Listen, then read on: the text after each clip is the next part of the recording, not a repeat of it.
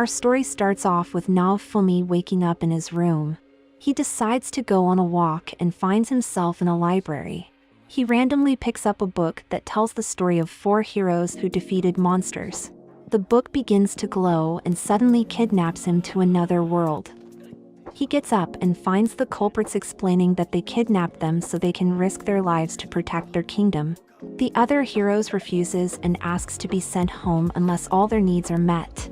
So the kidnappers decides to take them to the king. In the throne room, the kidnapping king asks them to introduce themselves. So the bow, spear, and sword hero speaks up, but he blows off Naofumi and starts ignoring him. The king explains that there are portals that appear in this world that spawns monsters to give out free tickets to heaven.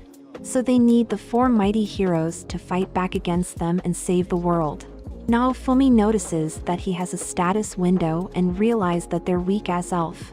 They decide to form parties, so the king tells them to give him a day to assemble the strongest in his kingdom. In the night, the 4 hostages begin talking and realizes that all of them are from different versions of Japan, and reveals that they have played a game similar to this world, but Naofumi, who is clueless. They tell him that the shield class is for beta males, so he begins to freak out. But he decides that although he won't be strong, he will use his powers to protect his party and make them strong instead. The next day, the heroes enter the throne room and see many people lined up to join their party. They begin to select the heroes they want to team up with, but no one chooses Naofumi. He asks the other heroes to give him some people. So Mine raises her hands and decides to join Naofumi on his journey. The king hands out money to all the heroes, then sends his victims away to begin their journey to get stronger until the wave of monsters begins. Mine shows Naofumi around the town and decides to get him some equipment. She brings him to a shop where the shopkeeper realizes that he's the shield hero and greets him. He shows them some swords, but when Naofumi tries to touch them, he gets punished. He realizes that he can only equip and use shields to fight. So Mine recommends that he buys armor instead. They head to the training grounds, where Naofumi begins massacring the friendly creatures going about their day. He feeds their remains to his shield to help it evolve, then heads back to the weapon shop to buy some equipment for Mine. She takes out a handful of the most expensive items, but he doesn't want to spend the bread, so she gives him a little motivation, and he ends up becoming her sugar daddy. They go out for lunch where she tries to toast to their success, but Naofumi doesn't drink. She tries to convince him again, but our MC isn't a simp. He decides to go to bed and thanks her for joining his party, but she doesn't mind and wishes him good night. He begins to budget all his bread and stash some inside his shield before laying down and drifting off to dreamland. Naofumi awakens but realizes that everything he had has been stolen. So he rushes outside and goes over to Mine's room. He sees knights and tries to explain what happened, but they kidnap him once more and brings him to the throne room. Naofumi sees everyone waiting for him inside and tries to explain, but he's silenced by the king. Mine explains that last night Naofumi entered her room while being drunk and tried to force himself on her, but she escaped and found the spear hero for protection. Naofumi realizes that the spear is wearing his equipment and asks for proof of his crime. So a knight steps up with Mine's torn clothes. Naofumi is confused as why she's doing this to him, but he realizes that the witch was just pretending to be kind so she could steal all his stuff and give it to the spear. The other heroes begin scolding him for being a scumbag, as he notices that ever since he was summoned he was looked down on for being the shield hero. He decides that he won't lift a finger to help this world and asks to be sent back home. But the king reveals that they can't summon another hero until they all meet their end, and the only way to return home is to defeat all the waves of monsters, so he decides not to imprison the hero. Naofumi throws his remaining coins at the lying bitch's feet and walks away with no money, equipment, and trust from the kingdom. He walks through the capital with everyone avoiding him. The shopkeeper calls him over to fist his face, but he sees something in Naofumi's eyes and decides to give him equipment instead. He walks outside and takes out all his anger on all the poor defenseless creatures who enter his path. He goes back to the town and tries to sell all the remains in exchange for money, but the merchant tries to rip him off, so he persuades the shopkeeper into giving him a fair price. He pays back the shopkeeper and heads into the forest to sleep. While experimenting, he realizes that he can feed his shield items to gain new abilities. He sells the plants he made and goes to have some lunch. 3 men shows up and offers to become his party members, so he follows them down a totally not suspicious alleyway. They try to rob him, so he throws monsters at them and parry their blow.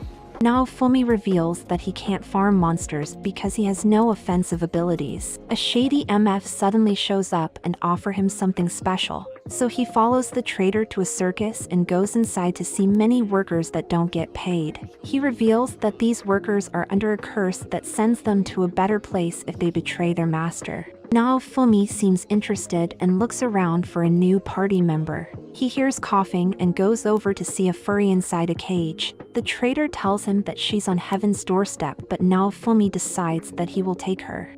He gives him his fluid, then the trader marks her with it to form a contract between them. He goes over to Raphtalia and gently lifts her outside of the trader's shop and brings her over to the shopkeeper so she can get some equipment to fight monsters. He commands her to attack the animal and realizes that he also gets XP from her wins. He leaves the shop and brings her to a restaurant. The food arrives and Raphtalia finds it delicious, but Naofumi says that he can't taste anything since he was accused. They go out and begin to farm XP, but they take a break so Naofumi can give Raphtalia some medicine to try and cure her. In the night, she wakes up screaming because of a nightmare, so he hugs her until she calms down. Naofumi takes her to an inn and begins to take care of her like she was his daughter. But while they're farming XP, they encounter a cute rabbit. He tells her to off it, but she refuses because she's scared of blood. Naofumi says he needs her to be his sword, so she grows a pair and sends it to meet Rabbit Jesus. They travel to a new village where Naofumi asks about the best way to make money. He finds out about a mine filled with materials, but there are many dangerous monsters surrounding it. They enter the mine and find a cave filled with gems. Naofumi begins digging, but Raphtalia sees a monster incoming and begins to have a panic attack. He takes her for a swim in the lake and she reveals that a dog monster similar to that made her an orphan. He tells her that they're gonna take down that monster and rushes towards him, but he gets injured. He tells her to poke holes in it, but she refuses, so he tells her to run away instead. She realizes that if she leaves him, he's going to meet her parents. So she grows another pair and goes for an air takedown. Naofumi hits it with an air shield, so she takes the chance to see if all dogs go to heaven. She runs to him while crying and makes him promise to never leave her alone. A week passes. Naofumi reveals that he gained many new skills as a monster suddenly runs towards him, so he traps it and makes Raphtalia cut it down. He returns to the shopkeeper where it's shown that Naofumi still sees Raphtalia as a child. He asks for new equipment for her, but she asks for new armor for him since he keeps getting hurt. Naofumi gets some new drip and decides to go to the church to see when the wave will appear and realizes that he only has a day left. The spear hero arrives behind him. He decides to leave the church but sees the other heroes. The spear begins flirting with Raphtalia, but she says that she is Naofumi's sword. He grabs her and begins walking away while the other heroes talk down to him. He goes home where Raphtalia asks him what went wrong with the other heroes, but he refuses to tell her because no one ever believes him. The next day, everyone gathers in town. Raphtalia goes to Naofumi and tells him that she is thankful for everything that he has done for her and promises to always be by his side. The timer on the wave drops to 0, so Naofumi and Raphtalia gets kidnapped to where the wave begins to appear. He sees the other heroes running towards it, but notices that a nearby village is being wiped out, so they go over to protect the citizens from the monster. Naofumi gets the attention of all the monsters to lead them away from the citizens while Raphtalia evacuates them from danger. He runs towards a watchtower and climbs up to ring the bell. The tower gets gangbanged by all the monsters, so he decides to burn it down to give them a one-way ticket straight to hell. The citizens decide that they're not gonna run away but help defend their homes with him. A giant zombie arrives to attack, but he blocks it. Then Raphtalia comes in to perform a team ultimate. Naofumi tells the citizens to help evacuate while they fight the monsters, but a powerful magic attack comes from the sky to burn everything around it. The knights appear, so Raphtalia attacks them for endangering Naofumi. He tells her to stand down because the zombies are gonna smoke them, but he blocks its attack so Raphtalia can take it down. She begins slaughtering all that stands before her, which inspires the knights to also launch an attack to protect the city. The other 3 heroes defeats the boss of the wave, which makes it disappear. The villagers begins to mourn all that they have lost, and thank Naofumi for all that he has done to keep them safe, but he says it was nothing. Naofumi tells Raphtalia that they did well today and gives her a good girl pat. The king has a celebration for all the heroes, so Naofumi attends to collect the reward money. The spear sees Raphtalia and heads towards her, but Mine grabs him and whispers something into his ear. The spear goes over and challenges our Naofumi to a fight because he made Raphtalia his slave, so he decides to leave, but the king commands him to accept the challenge or they will take Raphtalia away from him by force.